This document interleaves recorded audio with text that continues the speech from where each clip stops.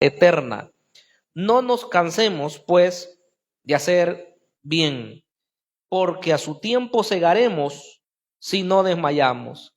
Así que según tengamos oportunidad, hagamos bien a todos, y mayormente a los de la familia de la fe. Digámosle, Padre amado que estás en los cielos, te damos honor, te damos gloria, Señor, en esta hermosa hora.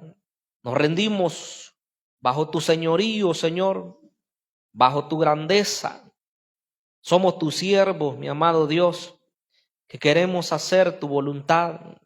Te pedimos que nos guíes, que tu palabra, Señor, pueda ser nuestra brújula, que marque el camino por el cual nosotros hemos de transitar, y que tu Espíritu Santo, Señor, pueda guiarnos siempre, que tu Espíritu Santo, Señor, nos pueda iluminar nuestra mente, nuestro entendimiento, de una manera tal que siempre podamos estar prestos a dejarnos guiar, Señor, por tu Santo Espíritu. Gracias te damos, Señor, en el nombre de Jesús. Amén y amén. Nuestro tema de hoy es: hagamos bien a todos. Hagamos bien a todos. Este tema es una orden, es un imperativo que nuestro Dios pues nos lanza a cada uno de nosotros. El deseo de Dios, hermanos, es que nosotros vivamos de acuerdo a su voluntad, que hagamos lo que Él quiere que nosotros hagamos. Si se recuerdan, pues los dos mensajes anteriores han hablado acerca de ese conflicto que hay entre la carne y el espíritu, y cómo pues si el ser humano se deja dominar por la antigua naturaleza, la naturaleza pecaminosa que está en el género humano, como consecuencia pues de ser descendiente de Adán, al final dice que va a morir. Ese es el resultado de dejarse guiar por la carne. Pero lo contrario, dice que aquel que se deja guiar por el Espíritu Santo de Dios, va a tener vida. Y la vida que Dios da, hermanos, no es solamente vida física, sino que en este caso está hablando de la vida espiritual, de la vida eterna, para ser más específicos. Por lo tanto, pues, al haber establecido ya que el creyente, el nacido de nuevo, debe dejarse guiar por el Espíritu Santo de Dios, luego Pablo habló acerca de el fruto del Espíritu. Y el fruto del Espíritu, como lo desarrollamos anteriormente, hablábamos que son esas virtudes que se desarrollan en el creyente como producto de haber sido llenado con el poder del Espíritu de Dios. Nadie puede experimentar o fluir esos frutos si no tiene el Espíritu Santo dentro de sí. Y de modo que Él nos habló que de esa forma es como el carácter de Cristo se manifiesta en la vida del creyente. De modo tal que cuando las personas ven a un hijo de Dios, deberían de ver a alguien digno de imitar. Recuerde los grandes hombres de Dios cómo hablaron. Pablo decía él, imitad, sed imitadores de Dios, decía él, como hijos amados. Pero en otra oportunidad él dijo también, sed imitadores de mí como yo de Cristo, dijo él. Ese carácter quiere el Señor en nosotros, el carácter de Cristo formado en nosotros. Por supuesto, ¿verdad? Que como decíamos, no hay creyente que esté muy completo ya y que diga, ya no necesito nada. Siempre necesitamos mejorar. Y esas expresiones del fruto que enumerábamos 9, probablemente no estén al 100 en nosotros, pero el Señor quiere que cada día trabajemos para que eso aflore cada día más en nosotros y las obras de la carne vayan menguando y cada día más eso desaparezca en nosotros. Ese es el objetivo. Pero ahora el Señor nos habla un poco más y nos dice que nosotros debemos hacer el bien a todas las personas. ¿Cuántos estamos dispuestos a eso? El bien.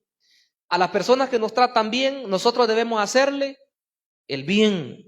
Y a las personas que nos tratan mal, nosotros debemos hacerle el bien también, ¿verdad? Cuesta.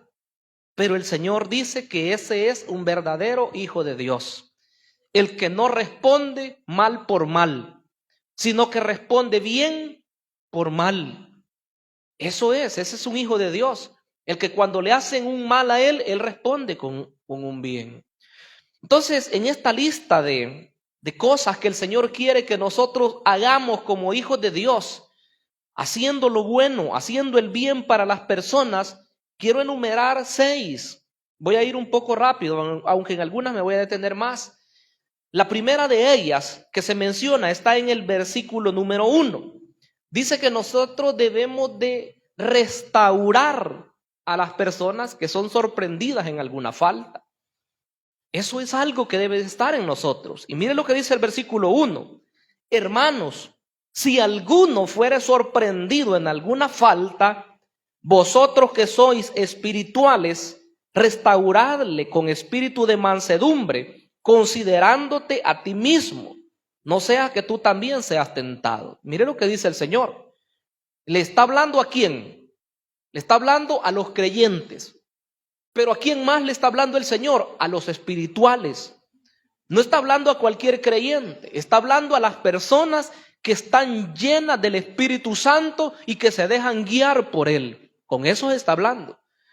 Porque los que no son espirituales, los que son carnales, muchas veces cuando se dan situaciones en la iglesia, lo que hacen es poner el dedo. Lo que hacen es criticar. Lo que hacen es murmurar. Lo que hacen es preguntar. Lo que hacen es tratar de saber qué es lo que está pasando, pero no para ayudar, sino para esparcir rumores. Y la iglesia del Señor no está para esparcir rumores. La iglesia del Señor está para orar por aquellos hermanos debilitados. La iglesia del Señor, al darse cuenta de una situación que está pasando en la iglesia, deberíamos de afligirnos, deberíamos de contristarnos en nuestro corazón y gemir al Dios Todopoderoso para que Él obre en esa persona. Eso debe de hacer la iglesia. Entonces dice, ustedes que son espirituales, restauren, dice. Si alguien ha sido sorprendido en una falta, dice, vosotros que sois espirituales, restauradle. Y nos dice cómo debe de ser, con espíritu de mansedumbre. Porque la restauración, hermanos, no se va a poder llevar a cabo si nosotros somos legalistas.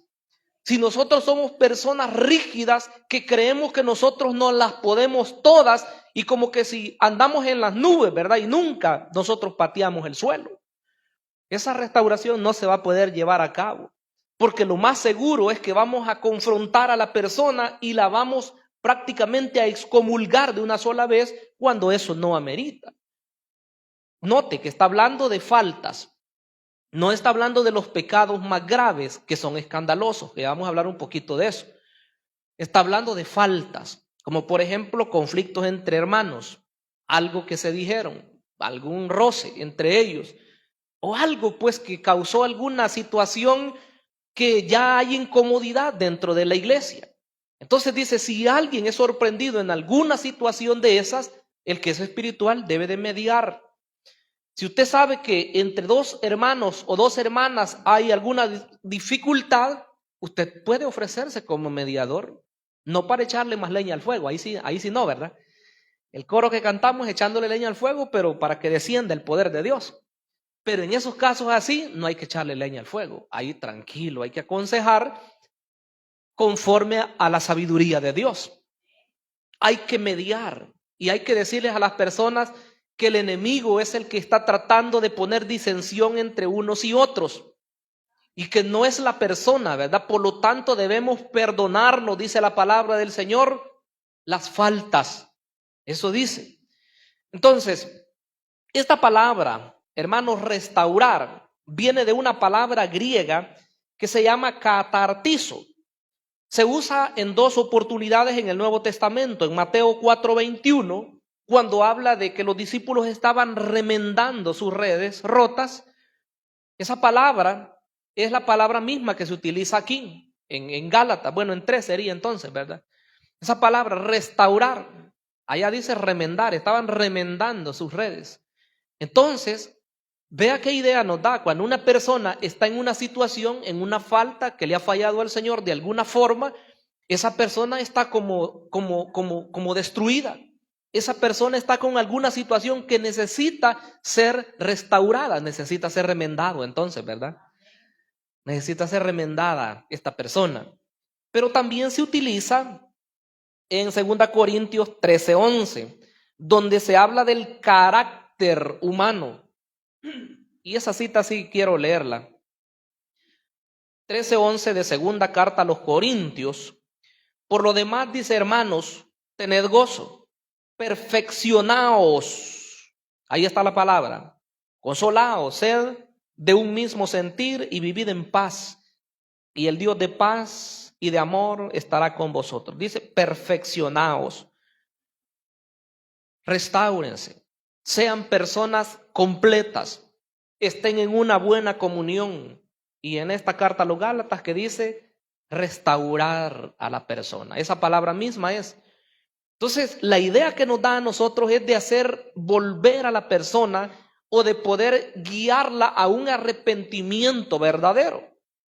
Porque la persona ha caído en un error, pero no somos quien nosotros como para decirle usted fuera.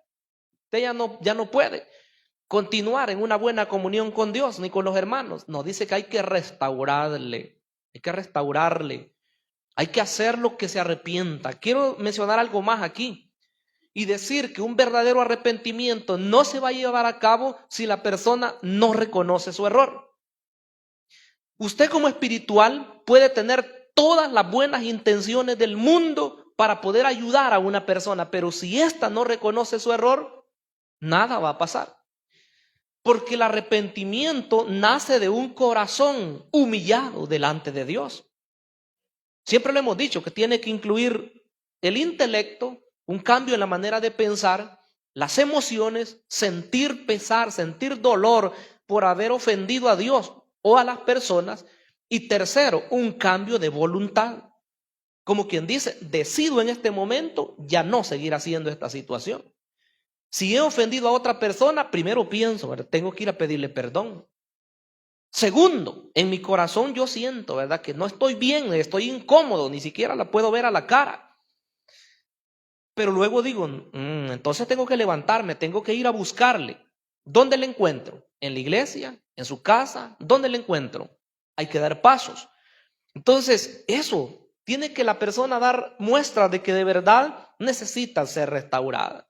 Y claro, el otro tiene que estar dispuesto, ¿verdad?, a otorgar el perdón, por supuesto. Entonces dice que tiene que ser esta restauración con un espíritu de mansedumbre. ¿Por qué razón? Porque dice que no vaya a ser que nosotros también seamos tentados, considerándote a ti mismo, no sea que tú también seas tentado, dice el Señor. Entonces, cuando yo decía hace un rato que esta parte de restaurar, como lo dice al principio, si alguien es sorprendido, dicen, alguna falta, no se refiere a aquellos pecados escandalosos que causan discordia en la iglesia y causan pero un revuelo terrible. Esos pecados, la Biblia también dice la forma como se deben de tratar. Y por supuesto, pues hay otros lugares en la Biblia donde se menciona. En algunos casos podría llegar a incluir una excomunión de la persona del círculo cristiano. Como quien dice, ¿verdad? Después de todo el proceso, si la persona no está dispuesta a ser restaurada, la persona podría llegar incluso hasta ¿cómo se puede decir? Hasta expulsarse de la iglesia por algún tiempo. Y eso dice el apóstol Pablo en su carta a los Corintios en el capítulo 5, ¿verdad? Después de un debido proceso, por supuesto. Pero el objetivo es que la persona pueda entender que sin Dios no es nada. Es que hay personas, hermanos, que piensan de que van a engañar al pastor o piensan que van a engañar a los hermanos de la iglesia y toman una actitud como quien dice, bueno, que yo me voy a hacer el difícil, ¿verdad? Y que yo me voy a hacer aquí, me voy a hacer allá, pobrecito, ¿verdad? O pobrecita, si fuera una persona, una hermana. ¿Por qué? Porque podemos engañar a todas las personas.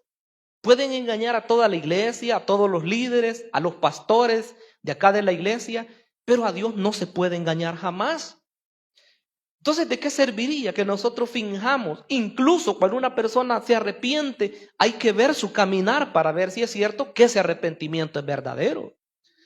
Porque la gente puede llorar y puede quizás arrodillarse y poder decir que va a cambiar, pero si al momento se está haciendo lo mismo, no ha habido un cambio. Entonces hay que ver el caminar, ¿verdad?, de la persona para ver si es cierto que ese cambio se ha llevado a cabo. Y repito, hay pecados que son escandalosos, que causan dificultades. Y yo quisiera decirles en esta oportunidad que no retrocedamos, hermanos. Si estamos bien en el Señor, si estamos firmes, sigamos así. Y si nosotros vemos que el enemigo está atacando, no nos vamos a amedrentar y a decir, ¿qué está pasando aquí? Y aquí ya no hay santidad, y aquí, bueno, ¿y qué ha pasado? No, hombre, parémonos firmes nosotros, y el enemigo es el que tiene que salir huyendo, no nosotros. ¿Verdad? Porque el Señor quiere que su iglesia sea una iglesia santa. Ese es el objetivo del Señor. Entonces, lo segundo que nosotros debemos hacer es que debemos ayudarnos mutuamente. Lo primero, decíamos, es que hay que restaurar al que es sorprendido en alguna falta. Lo segundo es que debemos ayudarnos mutuamente. El versículo 2 dice: sobrellevad los unos las cargas de los otros y cumplid así la ley de Cristo. Sobrellevad las cargas.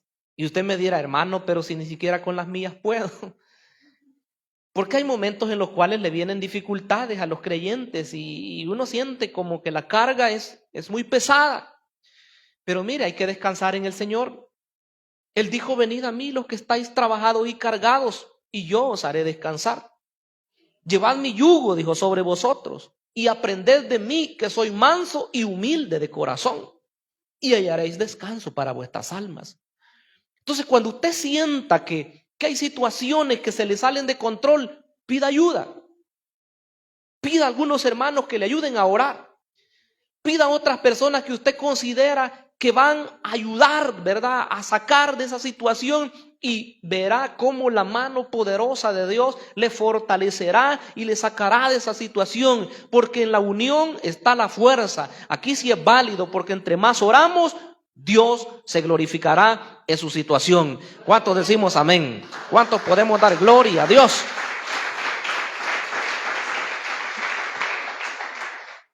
Miren lo que dice: sobrellevad los unos las cargas de los otros. Entonces quiere decir que cuando yo estoy bien tranquilito y no me pasa ninguna situación, entonces no por eso voy a dejar de orar. Yo sé que yo estoy bien, pero sé que hay otras personas que están atravesando situaciones. Puede haber unos que están enfermos, puede haber otros que han perdido un familiar, puede ser otros que tienen un grave problema, puede ser una persona que está amenazada por otros. Bueno, un sinfín de cosas que azotan la vida de las personas. Pero es ahí cuando tenemos que solidarizarnos. Y cuando nos unimos en esas oraciones, de repente oímos los testimonios del poder de Dios, hermanos. Quiero decirles, ya viene otra acción de gracias, ¿verdad? Por cierto. Pero quiero decirles que ya se está preparando la siguiente también. Ya me lo manifestaron por ahí. Porque cuando nos unimos a orar, repito, hay cosas que van a ocurrir. Cuando los médicos dicen, no, fíjese que su recuperación va a tardar tanto tiempo, y no es que ellos no sepan. Lo que pasa es que ellos saben lo que va a ocurrir en esa persona, pero Dios, que es tan bueno y tan misericordioso, puede hacer que ese tiempo sea más breve todavía, porque nosotros somos sus hijos. ¿En quién hemos creído nosotros? En Cristo. Entonces, el mismo Dios que utiliza las manos de la ciencia médica es el mismo Dios que puede acelerar esa recuperación. Y es ahí cuando la persona dice, no entiendo cómo es que pasó esto, ¿verdad? Si yo tendría que estar todavía con el yeso, dicen algunos, si yo tendría que ir a una cirugía, o después de la operación he visto la recuperación así rápido, es porque hay un pueblo que se une para clamar al Señor. Sobrellevar las cargas, dice, unos de otros, y cumplir así la ley de Cristo. Porque el que se cree ser algo no siendo nada, a sí mismo se engaña. ¿Cuántas personas han creído que ellos son únicos y que no necesitan de los demás. Y de repente el Señor les permite que pasen una situación para que entiendan que es mentira, para que entiendan que necesita de las demás personas. Es que hay personas que se pudiera creer, ¿verdad? Porque tienen mucho dinero, o porque tienen una salud muy inquebrantable, o porque tiene muchos amigos que tienen recursos, o bueno, por cualquier situación, o muy inteligente, ¿verdad? No necesita que otro le dé un consejo. Bueno, cualquier situación nos podría pasar a llevarnos a creer únicos. Y bueno, yo soy diferente a los demás, ¿verdad? Los demás que se reúnan ahí, ¿verdad? Y que hagan lo que quieran, pero no, yo aparte. No, somos barro. Oiga lo que dije. Somos hechos de barro. Y puede haber un momento que nos podemos quebrar. Que Dios nos permita, ¿verdad? Que vayamos nosotros a quebrarnos. Pero algo pequeñísimo, decía un hermano muy querido, familiar, decía él, con una picadita de un pequeño insecto lo paraliza al ser humano. Así de frágiles. Pero a la misma vez que somos frágiles porque somos barro, a la misma vez en nosotros hay un depósito tan precioso y es el evangelio de nuestro Señor Jesucristo. Y ese tesoro que tenemos aquí dentro de nosotros es el que nos lleva siempre y nos da la fuerza para continuar. Pablo lo entendió muy bien. Y él dijo, aunque este hombre exterior se va desgastando día con día, no obstante, dijo él, el interior se renueva de día con día. Mire qué hermoso. No importa que nos desgastemos, haciendo la obra de Dios, ¿verdad? Yendo de un lado para otro y haciendo su voluntad, no importa, porque Dios, hermano, sabe que nosotros estamos atesorando allá en los cielos. Aquí en la tierra dice que pueden robar los ladrones, ¿verdad? O la polilla dice que puede corromper ahí lo que tengamos. Pero allá en el cielo dice que hay que atesorar las riquezas. Pero vea lo que dice entonces. Dice que el que se cree algo, ser algo, no siendo nada, a sí mismo se engaña. Ahora, quiero leer un pasaje aquí en 1 de Pedro 5 o 7, para que veamos que la voluntad del Señor es que nosotros nos ayudemos unos a otros. Dice, echando toda vuestra ansiedad sobre Él, porque Él tiene cuidado de vosotros. O sea que cuando nosotros nos unimos para ayudar a otra persona, estamos en la sintonía con Dios. Porque Él es el que quiere que a nosotros nos vaya bien todo. Que pongamos nuestra confianza en Él. Y cuando nosotros le decimos, hermano, yo estoy orando por ti. Hermano, si en algo te puedo ayudar, solo dime. Entonces el Señor dice, qué bueno, mi hijo ha entendido cuál es mi voluntad. Y aquella persona que recibe la ayuda, esa persona, le digo, le va a agradecer de por vida. A veces uno, hermanos, hace algún favor y uno pues no lo hace para que después le paguen, ¿verdad? O para que le digan, ay, qué precioso es el hermano, o qué preciosa es la hermana. Pero los hermanos son agradecidos y las hermanas son agradecidas. Hace tiempo, hace mucho tiempo, tuvimos la oportunidad como familia de ayudar a alguien y a nosotros se nos olvidó, ¿verdad? Porque nosotros ayudamos sin sin esperar nada a cambio. Pero ya con el paso del tiempo, esta persona a mí me abordaba y me decía, recuerdo en aquella oportunidad que hiciste esto y lo otro. Y entonces, sinceramente, en ese momento que me dijo, yo ni lo recordaba ya. Y me dice, si no hubiera pasado eso, hubiera pasado esto y lo otro, y me contó de la situación en que estaba. Y cómo Dios bendijo después la vida de esta persona y hoy se siente dichoso y feliz de estar en el Señor. Pero uno lo hace ¿por qué?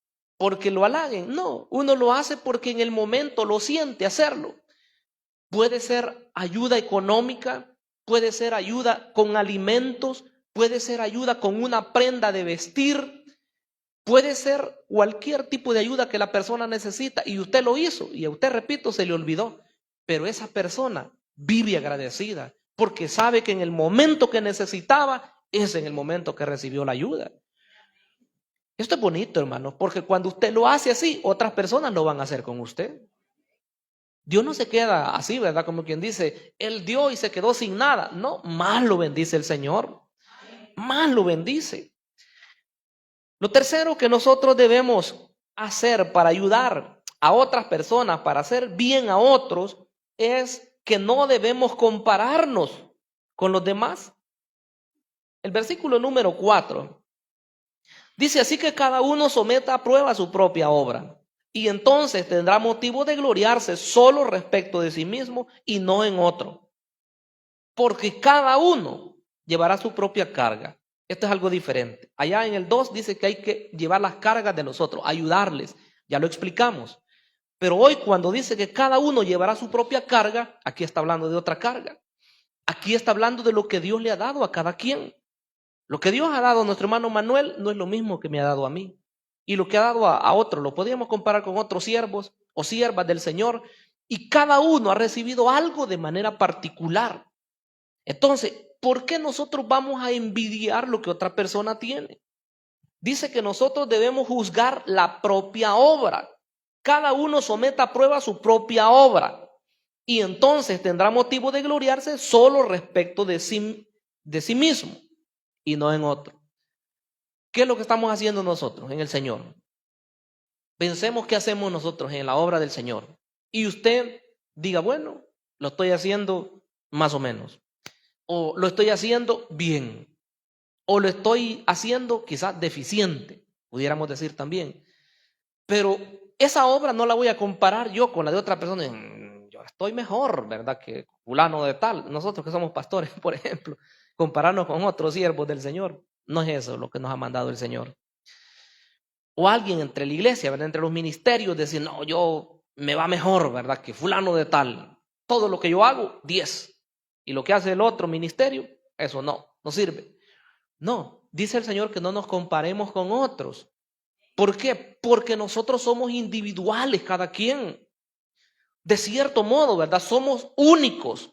De cierto modo se nos ha encomendado algo y de ese modo debemos hacerlo.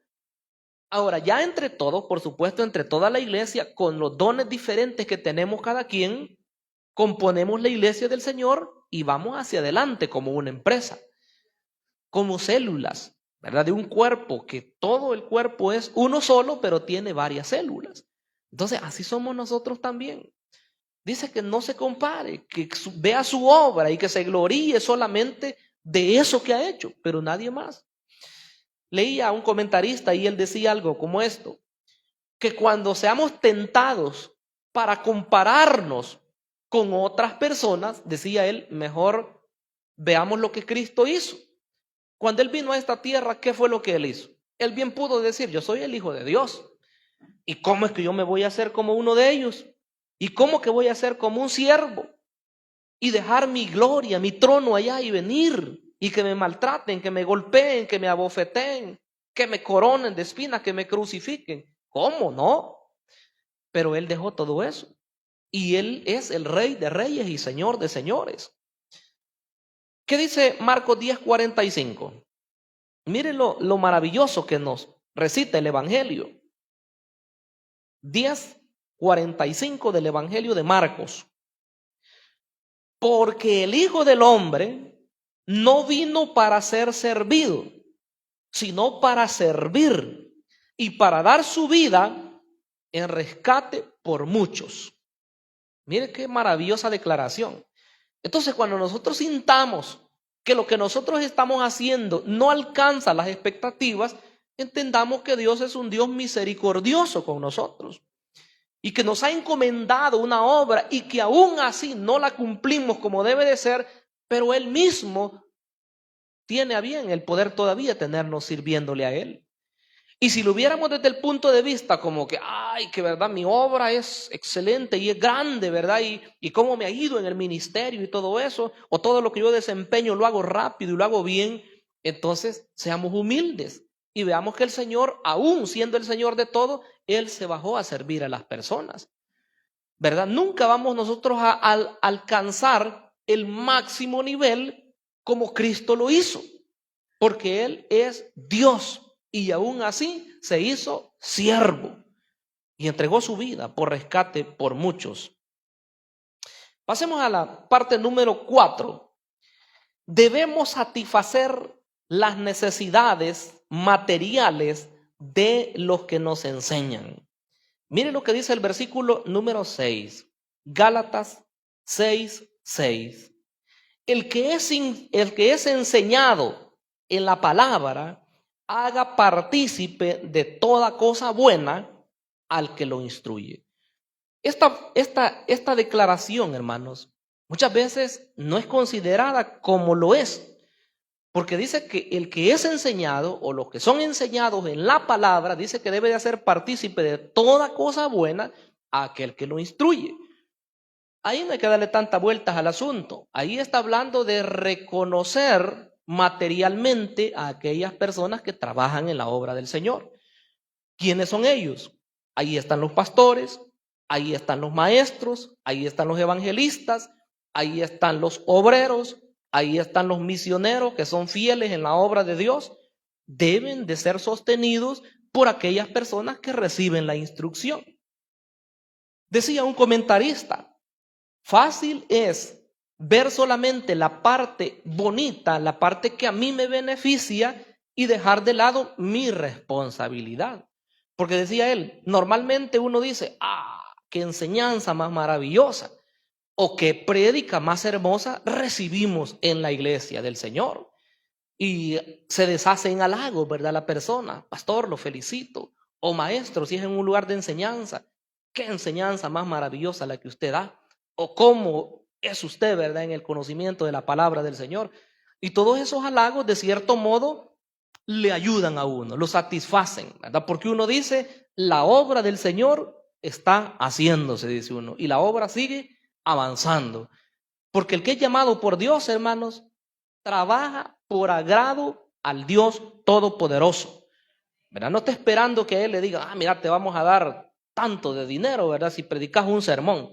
Y si lo predicas más bonito, entonces te vamos a dar más, ¿verdad? No está esperando eso. Está esperando hacer la obra de Dios. Pero, ahí está el pero. La palabra del Señor enseña, ¿verdad?, que sí deben de ser reconocidos los ministros del Señor. Pablo habló bastante acerca de esto. En primera carta a los Corintios, capítulo 9, casi todo el capítulo habla acerca de eso. Pero vamos a tomar algunos versículos.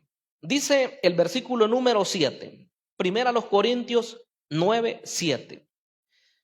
¿Quién fue jamás soldado? Dice, a sus propias expensas. Como quien dice, ¿quién fue soldado? Y él solito se mandó y él solito se sostenía en todo. Oiga lo que dice a manera de preguntas. ¿Quién planta viña y no come de su fruto? ¿Quién es aquel? ¿Verdad que, oye, nosotros casi no viña, ¿verdad? Sino que frijolares o milpas o algo, ya se sabe qué es para comer de los frutos. Entonces, pero sigue diciendo él, ¿o quién apacienta el rebaño y no toma de la leche del rebaño? Pregunta. Las respuestas son evidentes, ¿verdad? Todo el que tiene un rebaño ya se sabe que va a tomar de esa lechita. Dice el 8. Digo esto solo como hombre. ¿No dice esto también la ley? Como que aquí es la lógica, lo primero que va, ¿verdad?, por lógica. Pero dice que la ley de Dios también dice esto. Versículo 9. Porque en la ley de Moisés está escrito, no pondrá bozal al buey que trilla. ¿Tiene Dios cuidado de los bueyes? ¿Sabe qué significa esto? La ley decía que cuando alguien iba arando o con una carreta, ¿verdad?, con bueyes trabajando, él tenía que llevarlo libre. Porque cuando el buey iba trabajando era justo y necesario que él fuera comiendo de ciertos lugares, ¿verdad?, dando sus mordiscos por ahí. Pero como habían algunos ingratos, ¿verdad?, le ponían un bozal para que ese no pudiera comer. Trabajar y trabajar el buey y hasta el punto del agotamiento, pero sin comer. Entonces, ese es en lo literal. Pero Pablo dice, ¿tiene cuidado Dios de los bueyes? Estoy en 9:9. ¿Tiene Dios cuidado de los bueyes? Bueno, la respuesta podría ser sí, ¿verdad? Porque a Dios le interesa el bienestar de la creación, de los animalitos, de las plantas. Pero mire lo que Pablo dice, versículo 10. O lo dice enteramente por nosotros, hablando de los ministros del Señor. Pues por nosotros se escribió, dice Pablo, porque con esperanza debe arar el que ara. Pone otro ejemplo aquí. ¿Por qué ara? Para sembrar.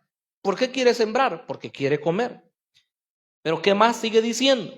Y el que trilla, o sea, el que va haciendo la siembra, con esperanza de recibir del fruto. Si nosotros sembramos, dice el apóstol, entre vosotros lo espiritual, es gran cosa que segaremos de vosotros lo material, dice él. Está hablando del mensaje de Dios, está hablando de la fundación de iglesias, está hablando de ministrar en las iglesias. Si nosotros le damos lo espiritual, dice él, es gran cosa que nosotros seguimos lo material. Escuché decir a un pastor muy reconocido, por cierto, de nuestro país. Él decía algo como esto: si nosotros dijo él, le pusiéramos valor, decía, a cada sermón, ¿cuánto valiera un sermón?, decía él. Si nosotros le pusiéramos valor a un alma, dice él, que se arrepiente y se convierte a Cristo, ¿cuánto valor tuviera esa alma? Si nosotros le pusiéramos valor, decía él, cuando oramos por una persona y esa persona recibe sanidad, ¿cuánto valdría esa sanidad?, decía él. Y cada una de las cosas, decía él, claro que él no está hablando en el sentido de que se va a cobrar todo eso, no, ¿verdad?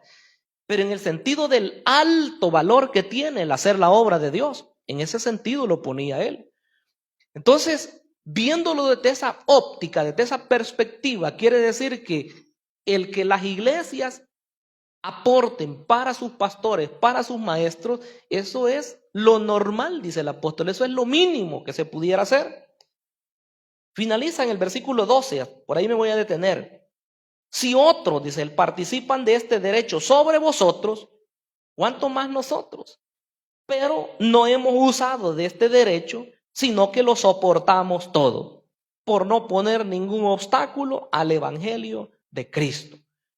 Habían llegado otros fulanitos por ahí que ni habían fundado la iglesia ellos, que solo llegaron a pervertir ahí a los hermanos y a decir que Pablo no era verdadero apóstol, y ellos sí, rápido, ¿verdad? Con sus ofrendas ahí, con sus ayudas. Pero Pablo, que había trabajado tanto, nada.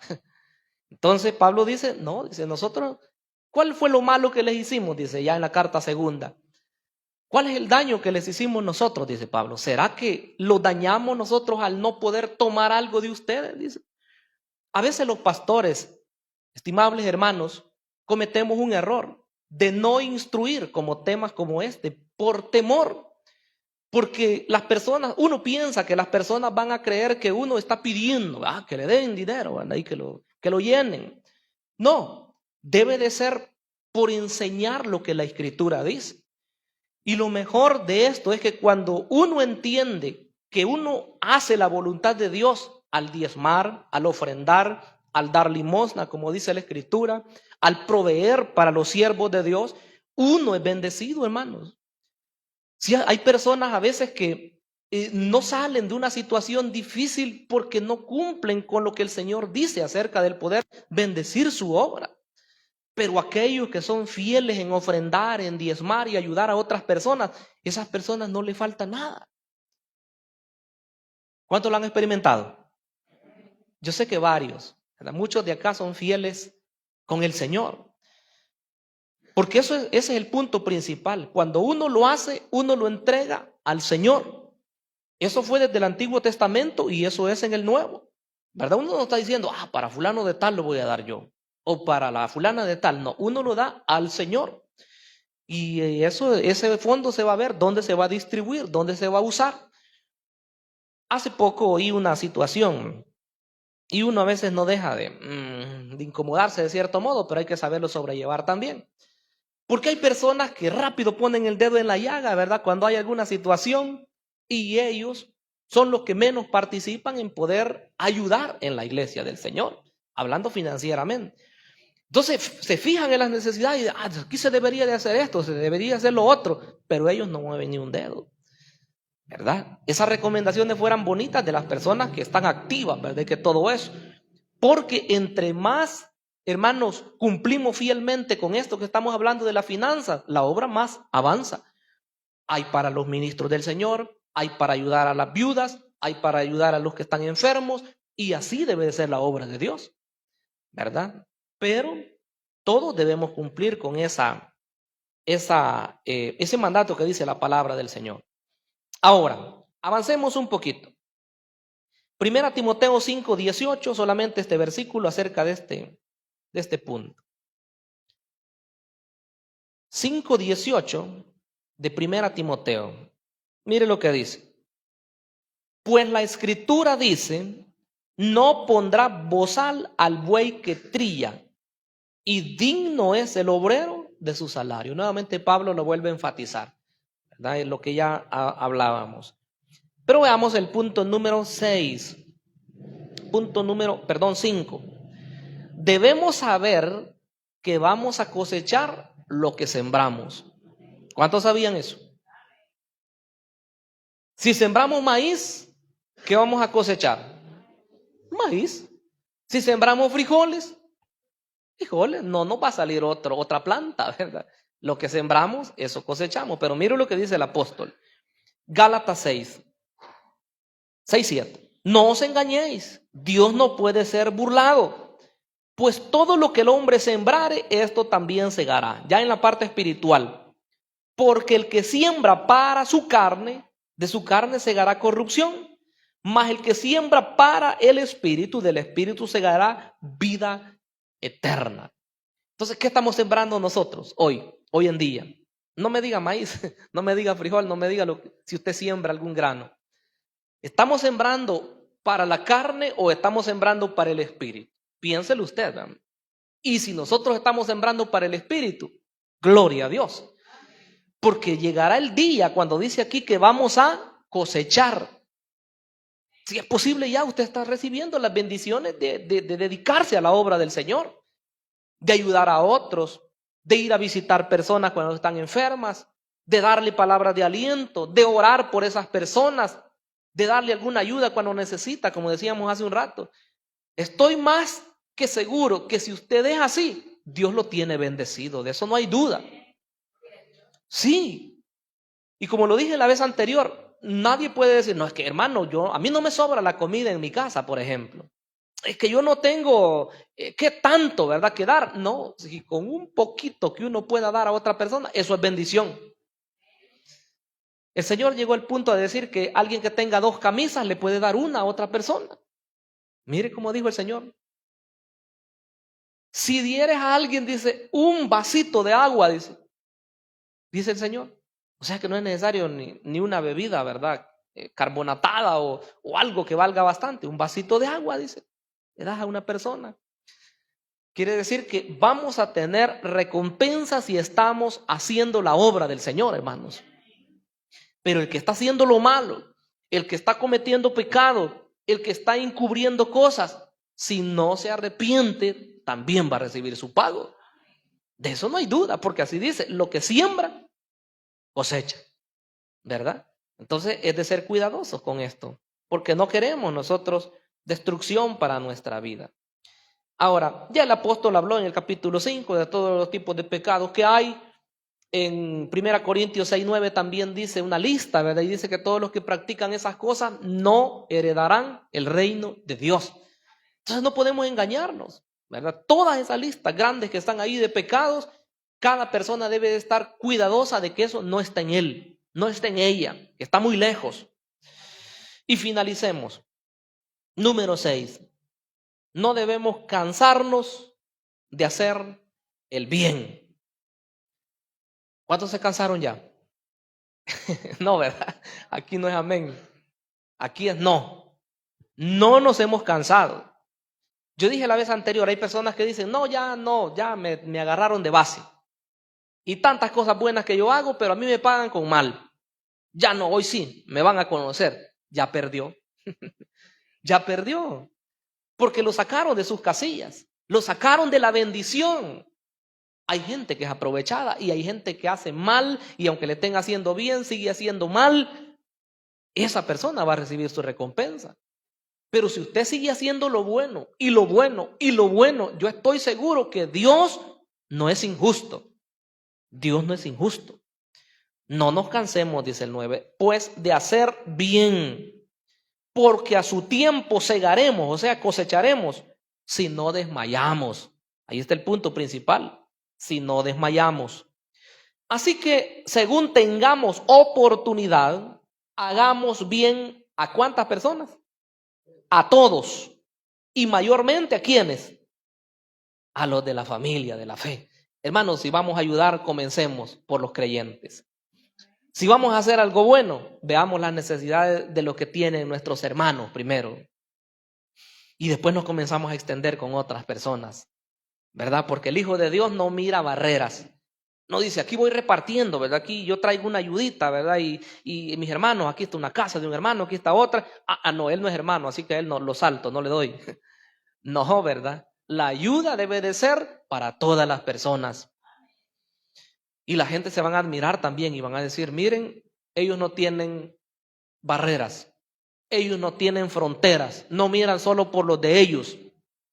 Hace poco una persona me dijo algo que me dejó pensando. Recuerdo hoy al decir esto. Y me dijo algo como esto. Como aquí la mayoría pues son creyentes, ¿verdad? En esta colonia, gracias al Señor. Hay varias congregaciones, no solamente la nuestra. Pero me dijo algo como esto. No, me dijo, es que yo, me dijo, como no estoy afiliado a ninguna congregación, me dijo, yo no recibo beneficios, me dijo. Se refería él a cuestiones de instituciones, ¿verdad? Con el gobierno. Pero él decía, si yo estuviera afiliado a alguna iglesia, decía, entonces sí recibo los beneficios, me decía él. Claro, yo aproveché para hablarle, ¿verdad? Y otra persona que iba a la par mía le dijo, pero usted bien puede ser de nuestra iglesia, le dijo. No aprovechó, no dejó pasar la oportunidad, ¿verdad? Usted puede ser de nuestra iglesia también, le dijo, y usted va también a ver cómo es ser un hijo de Dios. Pero esta persona decía eso porque mira que los hijos de Dios, como quiera, siempre reciben bendición. Y él decía, bueno, al parecer como que solo a las iglesias les ayudan, como que hay que estar en una iglesia para que todo le salga bien. Él no entiende todavía, o esta persona no entiende todavía. Pero nosotros sí sabemos que la bendición viene al estar bajo la voluntad de Dios. Por eso es. No es porque nos la podamos con alguien, nos la podemos con el que está en los cielos, eso sí, ¿verdad? Porque somos hijos de Él y las hermanas hijas de Él. Y Él conoce que queremos hacer su voluntad. Sigamos trabajando, hermanos, y yo les aseguro que las bendiciones de Dios estarán sobre nuestras vidas hoy, mañana y siempre. ¿Cuántos decimos amén? Dele gloria a Dios. Seguro. Estoy seguro que si estamos bajo la voluntad de Dios, Él nos va a llevar siempre bajo su cuidado protector. Vamos a orar en esta oportunidad y a decirle, Señor, que estamos muy agradecidos con Él por su cuidado, su protección. Su palabra dice pues que nosotros debemos hacer bien a todas las personas. Padre que estás en los cielos, gracias.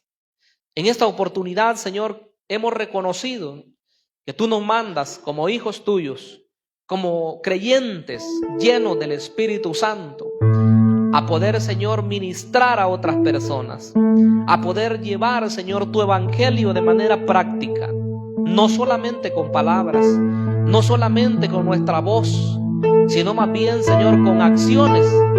Cuando las personas nos ven actuar, nos ven diferentes. Señor, te pido que cada día nos dé fuerzas y que nuestra mente esté clara acerca de la voluntad que tú tienes, Señor, para nosotros. Pues no somos ajenos a las necesidades de las personas. Estamos inmersos en la sociedad. No somos aparte, no estamos excluidos. Y por lo tanto debemos actuar como verdaderos hijos, como verdaderos conocedores, Señor, de lo que tú haces en la vida de las personas.